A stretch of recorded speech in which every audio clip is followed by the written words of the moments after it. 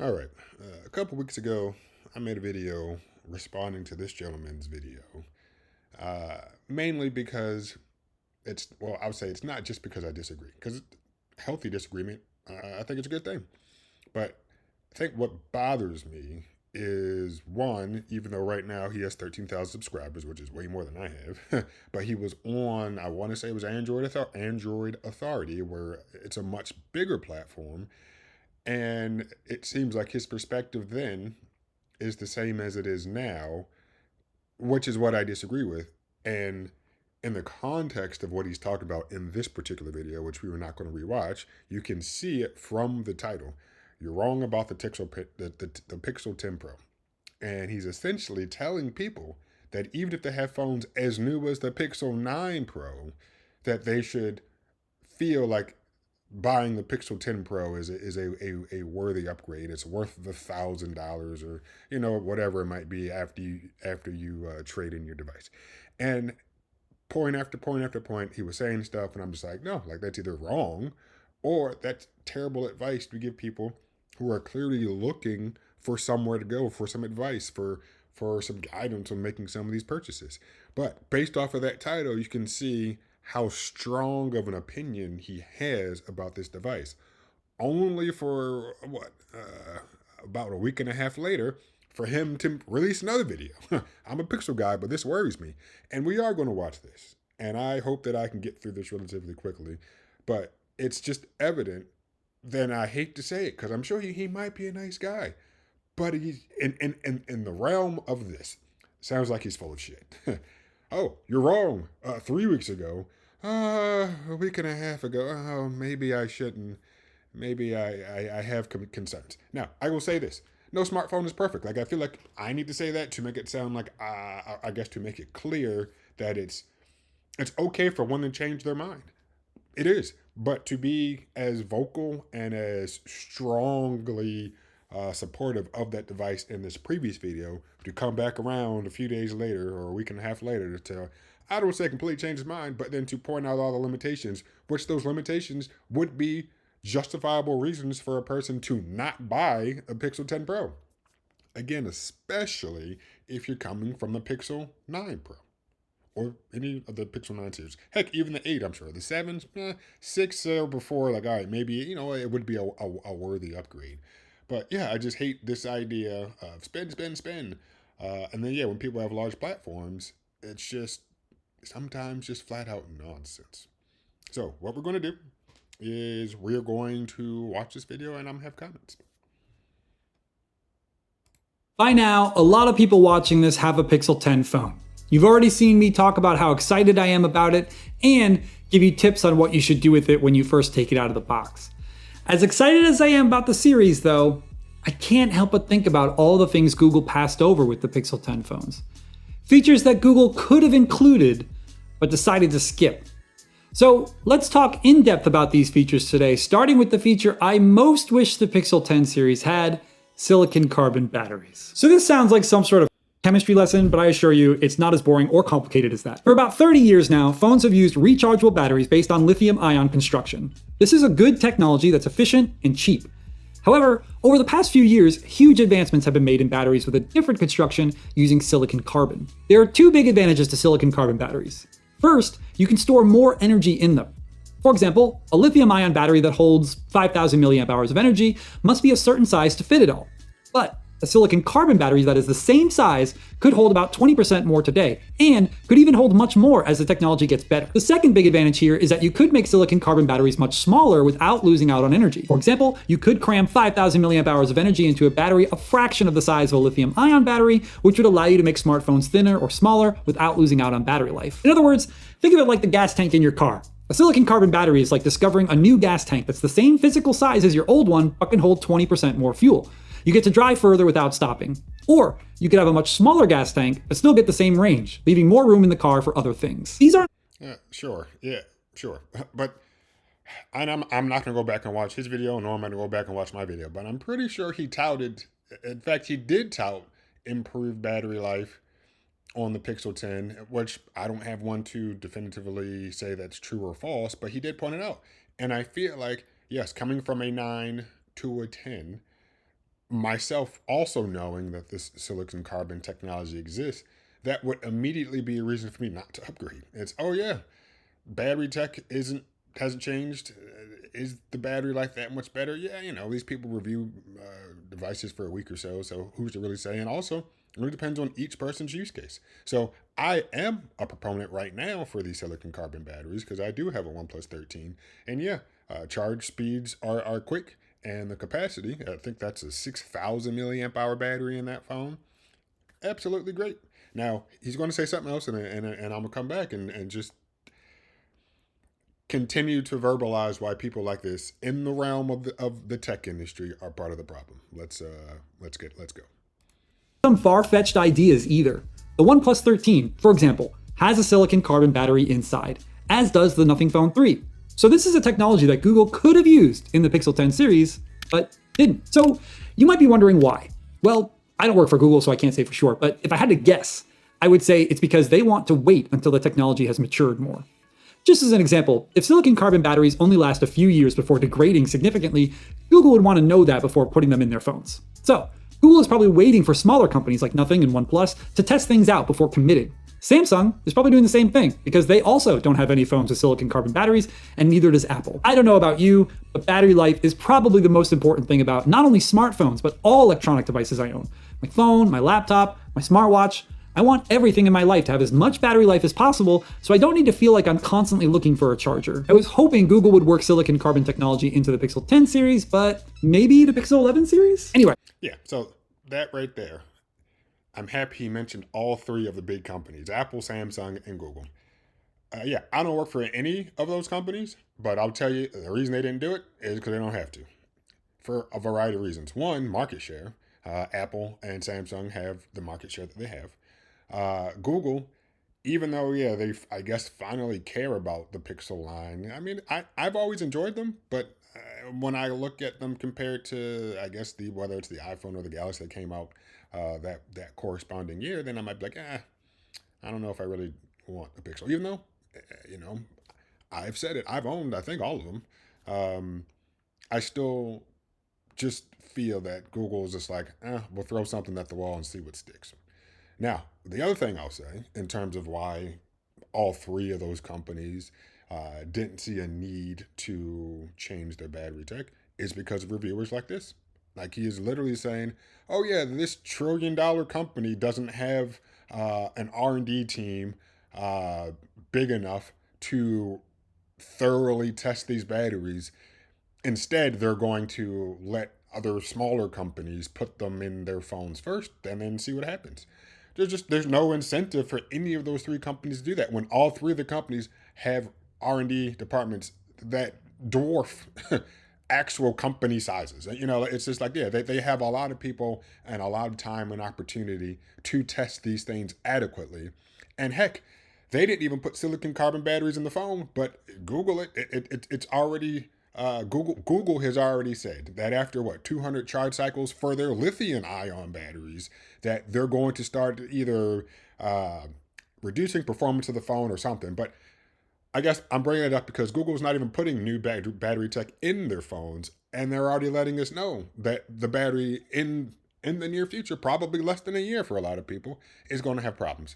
Heck, I want to say the 6A, maybe the 7A and 8, I don't know, but some of the recent A devices, Pixel A series devices, I know explicitly a 6A because I had one, they were having issues with the battery. Oh, the 4A had issues with the battery as well. So they're not even trying. Like, they're giving us crap already. Some people are buying it. Some people with platforms are supporting us buying this crap. And then, yeah, there's literally no incentive for them to change, whether it's them, Apple, or Samsung.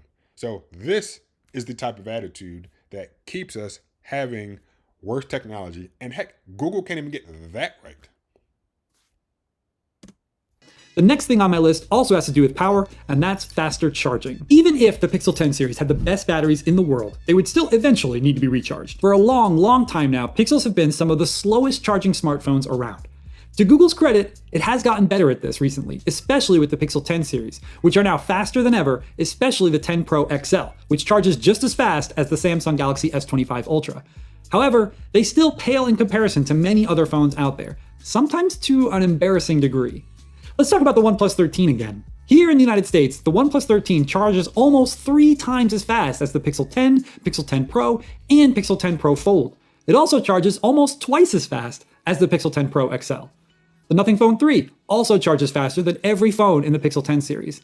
Even the 2025 Motorola Moto G Stylus, a phone that costs just $400, charges faster than any Pixel 10 phone. Frankly, this is kind of embarrassing. Google should be at the forefront of this, not trailing way behind. Pretty much everyone watching this and everyone who owns a smartphone of any kind appreciates fast charging. So why wouldn't Google want to offer that to its customers? Once again, I don't work for Google, so I can't know for sure, but my guess for the reason why Pixels don't charge fast can be summed up in one word: Apple. In 2024, the Pixel 9 series charged a little bit faster than the iPhone 15 series. With the iPhone 16 models, Apple pushed charging speeds to be a little faster. Now, with the Pixel 10 series, Google has also pushed speeds a little bit faster. My theory is that Google thinks that whatever speeds are good enough for iPhone users, good enough for Pixel users. But why would you have that theory? Like, that's just I don't think either of them really cares about the user experience. It's just putting forward the minimum amount of effort. I don't know what all goes into adjusting charge speeds for smartphones or laptops. Like, I don't know how that works. Like, oh, let's allow it to take this much wattage, I guess would be how it is. But no, that's a, if I'm even working for Google, I'm like, well, it's not a matter of, yeah, well, Apple's customers are okay with it. It's, oh, Apple's half-assing it, we can half-ass it too.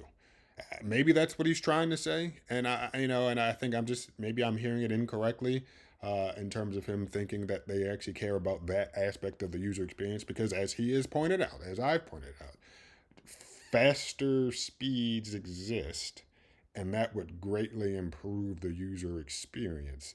But because, again, yes, it is Apple and Samsung related, because they have the market share, there's no reason for them to do anything. There's no reason for them to have to set themselves apart from the pack, because they are the pack.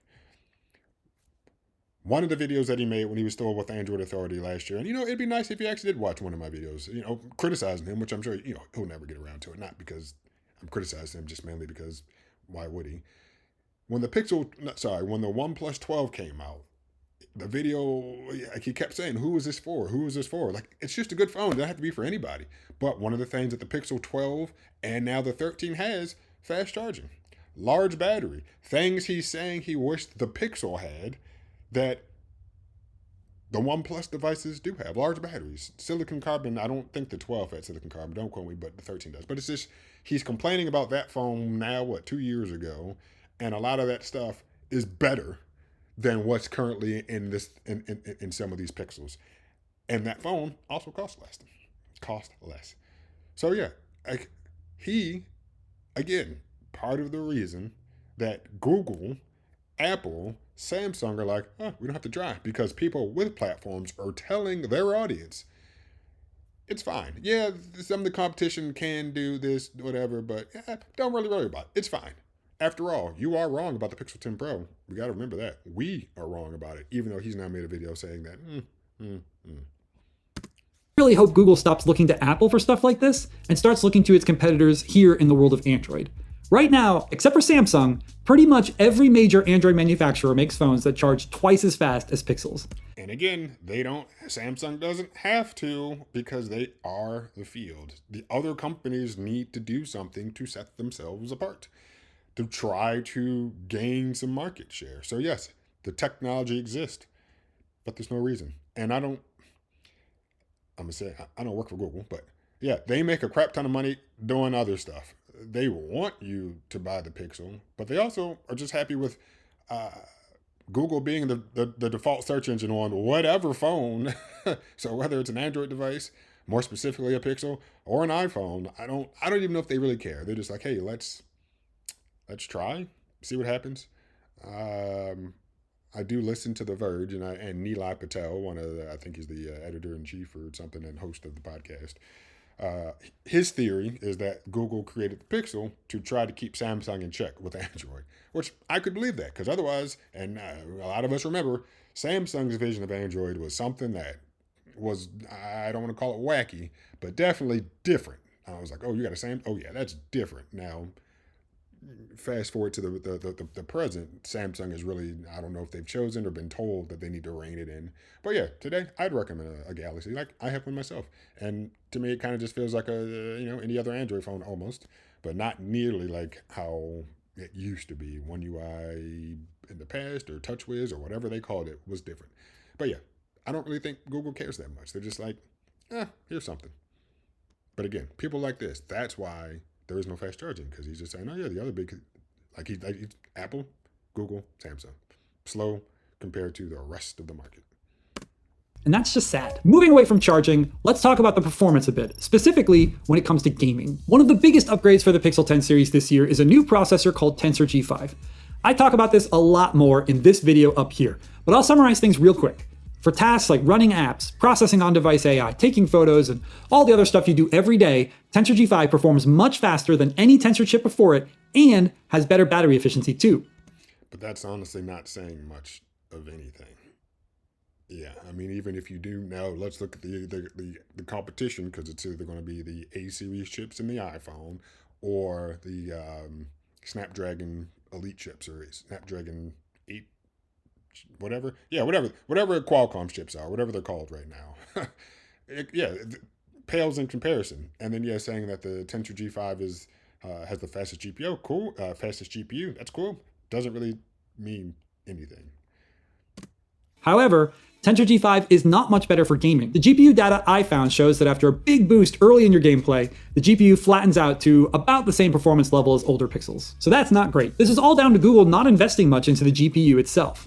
I don't really know why this is. Another reason that none of us were wrong about the Pixel 10 Pro. But again, it's okay to change your mind, but don't be so strongly emphatic with what you're saying to then a week and a half later say, you know what, maybe it really isn't. Nah. It's possible Google decided to put all its resources into making Tensor G5 better for everyday tasks and just ignored the GPU. It's possible Google knows that hardcore mobile gamers out there won't even think about getting a Pixel for their gaming needs, so why bother? It could just be that a significant gaming upgrade would cost too much and force Google to increase phone prices, and it wanted to avoid that. Whatever the reason. And I gotta say though, because talking about increasing phone prices and things like that, so for those of us who remember, it's only been a couple years. I was very happy when we went from the Pixel 4 to the 5. I believe the price went down, and then we went from the 5 to the 6. It either went down or stayed the same. Like it was $5.99 maybe $6.99. I don't know, but it was cheaper. Actually, probably $5.99 cheaper than what it is now. And over the years, you saw that Google increased the price of their devices to, no surprise, $7.99, which is what the current price for the regular Pixel 10 is, then the Pros or whatever. But essentially, all they were doing was getting their pricing on par with that of the competition, which is Samsung and Apple. Meanwhile, they're giving you a worse phone. So it sounds like they were able to sell it at a profit. And I mean, I guess maybe there's some reporting out there showing that when they were selling the phone for $5.99, $6.99, they were losing money. I don't know. But if they weren't, it sounds like they were able to sell it for a profit back then, only for them to raise the price now. And then the reason I say it is because Apple has kept their base model iPhone, and I want to say Samsung too, has kept their base phone at $7.99 for several years now. So I just don't understand. I mean, I want to say, Apple, I don't know anything about the Galaxy, but everybody was shocked when the iPhone 10 came out and it was $1,000. And I think the 10s might have been $1,000. I don't remember. But then the 10R also came out that year with the 10s, and that came down in price. And then that R series device, I believe, pretty much just became the non-Pro version because there wasn't another R. So it's like Apple found a way to lower the price to $7.99. Meanwhile, Google has found a way to raise the price to $7.99. So all that just to talk about, he wishes the hardware of this phone was better. Again, we were not wrong about the Pixel 10 Pro, buddy. You were, and I hate that he took the time to spread this almost what some would consider propaganda. Still disappointing that gaming on the Pixel 10 phones is just going to be okay. I'll be upfront about this. I'm not a big mobile gamer, so this doesn't really matter too much to me, personally. However, I love Pixel phones, and I want as many people to use them as possible, and there are millions of people out there who write off Pixels immediately simply because they aren't good for gaming. Exactly. Furthering the point that we are not wrong about the phone. It should be an all around good phone. And you are adequately saying, like, that's the whole point of this video. Here are all the things that are wrong, that are technically capable, that Google has chosen to not include in their device. I'm hoping Google increases the GPU power, not for me, but for everyone else. I want people to be able to buy a Pixel and game on it comfortably, and Tensor G5 just isn't there yet for that. This brings me to another significant problem with the Pixel 10 series. Each year, Google comes up with ways to convince us to take more photos and videos. With the Pixel 10 series, we have a feature like Camera Coach, which uses AI to give you instructions on how to take better photos. We also have Auto Best Take, which captures up to 150 photos to get the best representation of a group shot. And we can't forget that the Pixel 10 Pro and Pixel 10 Pro XL have much better image stabilization, which should make recording smooth videos easier than ever. The problem with all this, though, is that the base level of storage hasn't changed in years. Way back in 2020, Google released the Pixel 4a, which was the first smartphone from the company to have a base storage configuration of 128 gigabytes. Since then, this hasn't changed. Even now, in 2025, the Pixel 10 and Pixel 10 Pro have a base amount of storage of 128 gigs. Now, Google did eliminate the 128 gig storage version of the Pixel 10 Pro XL, so that one starts at 256 gigabytes of storage. However, it's still charging the same price for it, a whopping $11.99. The same thing goes for the Pixel 10 Pro Fold. It starts at $256, but it costs $17.99, which is a ton of cash. I really wish the Pixel 10 and Pixel 10 Pro started with 256 gigs. They are not cheap phones, and storage is one of the cheaper parts inside any smartphone. It wouldn't cut into Google's profits too much to offer more storage without increasing the price. Just think of all the goodwill that they would get from Pixel fans and people who are thinking about buying Pixels but are on the fence.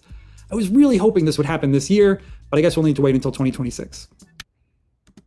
We're coming down to the last thing here. Okay, so I'm not going to go back and play it, but in his other video, he touted the fact, is this thing still recording? Yes. He touted the fact that his Pixel 9 Pro had 256 gigs of storage. He showed how much space he had used on his 9 Pro. It was like 170 something gigs that he had consumed. And then he let us know that, and I don't know if it was his or a review unit, somehow he ended up with a 128 gig variant of the Pixel 10 Pro. And he's like, oh, it shouldn't be that big of a deal, through cloud storage and through, making sure that I don't have too much stuff on my phone. This 128 variant should be fine. First of all, dude, it's like, well, again, maybe it was given to him. I don't know. But if he chose to buy that one, then it's like, well, why did you buy that one? Like, you can see on your current device that you don't have enough space. Now, I'll also say if he was given that one, and then now he's touting how much he loves Pixels, then you need to go out and buy another one, buddy. Like, that's what it's just good. Go buy the storage variant that you like. So yeah, I don't know what the deal is with this guy. Heck yeah, I have this OnePlus 13 right here. I'm super small in the little corner, you can't see me. But yeah, I believe starting storage on that is 256 for that, and I have a 13R around there. It is. I want to say the starting storage is 256. And heck, this year, because I'm recording this now, and he recorded this before the Apple event, Apple's base iPhone now does have 256 gigs of storage, and spoiler alert, they kept the price the same. So it's like, yeah, again, we were not wrong about the Pixel 10, man. You were, you definitely were through your words and through your actions and through what has actually transpired. So please just stop. And I need to stop watching his videos. And it's something that is a huge deal for a lot of people out there, voice over LTE. All right, imagine this. You've saved up for a big international trip. You land in a new country, connect a new eSIM, and you can't make or receive phone calls. Not because there's no signal, but because Google doesn't allow your phone to make calls in that country. That's the reality for Pixel users in many parts of the world, and frankly, it's unacceptable. When you aren't connected to Wi-Fi and make a phone call with a Pixel phone, your voice communication happens on a 4G LTE network. This is known as voice over LTE. LTE is ubiquitous across the populated world, so it's easy to make phone calls pretty much anywhere. The problem here is that Google only enables voice over LTE support in countries where Pixel phones are officially sold. When you take your Pixel to a country where it isn't sold, it may not be able to make calls over the local LTE networks. In the past, the phone could fall back to older 3G networks, but many countries have shut down or are in the process of shutting down their 3G networks. This means if you're in a country without 3G and without official Pixel voice over LTE support, you simply can't make or receive cellular calls. It's crazy. This is also a huge problem for people who live in countries that don't sell Pixels but want to import a Pixel anyway. This is so bizarre to me because these people are so into Pixels and want one so badly that they're willing to go through the hassle of importing one from another country. And how does Google reward them for that? By making it so they can't make phone calls. So I'm gonna stop and then we're gonna continue, but it's just again, I didn't even know that until I watched this. I didn't know that didn't work until he said what he said. But furthering the point of how bad of a video this is, how bad of a reviewer this guy is, that hey, your phone just won't work. I mean, I don't know how many countries the Pixel is or is not sold in. So what's the likelihood of you being in a country where the Pixel doesn't work? I don't know. Because that's kind of a two-pronged thing of the people who live there, and it's like, oh, they want to import one, and then it doesn't work, versus the people who live in a place where the Pixel is sold, and then, yeah, they might go visiting to another country for whatever reason, vacation, work, whatever. But, yeah, the chance of your phone just not working, yet another reason as to why we were not wrong about the Pixel 10 Pro, and this guy is just not good at this. And there's going to be one more thing because somebody might, oh, is it Google's fault? Yeah, let's let him finish. It's really lame. And before you try to tell me that this isn't Google's fault, it unfortunately really is. In this Android Authority article, the regulatory body in charge of smartphone connectivity plainly lays out that Google could enable voice over LTE in all countries everywhere. It just doesn't do that for some reason. Myself, I travel all over the world for... Yeah, so it seems like it's definitely Google's fault. Definitely continuing to support the notion that it's not our fault, or sorry, that we were not wrong about the Pixel 10 Pro. He is. The phone just might not work, depending on where you are in the world, because Google has made it that way. Work and fun. Thankfully, most of the places I go sell Pixel phones. But when I went to Brazil for a vacation in 2024, it was difficult to make phone calls because the country is phasing out 3G networks and Pixels aren't sold there. Countries like South Africa and Indonesia don't have 3G networks at all and don't sell Pixels. So travelers going there literally can't make phone calls without Wi-Fi. I have no idea if people at Google will watch this and take anything I say seriously, but I really hope at least a few of these problems get fixed with the Pixel 11 series. And that was part of my issue too, because you might have mentioned it once or twice in the other video, but already looking ahead to the next year's phone, and it's not like we're a month or two away, like from the next release. Like, no, the phone just came out, and you're already telling, maybe next year. Which also, it sounds like this is something that Google could push out over via a software update. I don't think we need to wait for a whole new device, because if we do have to wait, then next year he'd probably be saying, oh, this year finally Google fixed this problem that they could have solved via software with last year's phone, but they didn't do it. So this is a reason why you should buy this year's phone. Pixel phones. I'm calling myself the Pixel guy after all. I've already bought the Pixel 10 Pro and I think it will be the best phone of 2025. But yeah, it won't be. Phones lacking features like the ones I've talked about here can sometimes make it difficult to convince people to get on board with them. So yeah, Google, if you're watching this, please take some notes. But now, I want to know what you think. What do you wish the Pixel 10 series had? What features do you hope future Pixels get? Let me know down in the comments. And if you want to see a video that's pretty much the opposite of this one, why not check out this video, which goes over why I'm a Pixel guy. And if you would subscribe to my channel, that would also make my day. Yeah, he's done. So at least he's aware of the fact that he goes back and forth. I will say this, and then I'll wrap it up, because I doubt many people get this far. I have been, I'd say for the entirety of my channel, been really vocal about how anti-iPhone I am. The hardware, for the most part, was fine. Lightning port, no headphone jack, now no physical SIM card, the notification little switch thing. I mean, things I just don't like, but whatever. My problem really is usually just with iOS. Don't like it.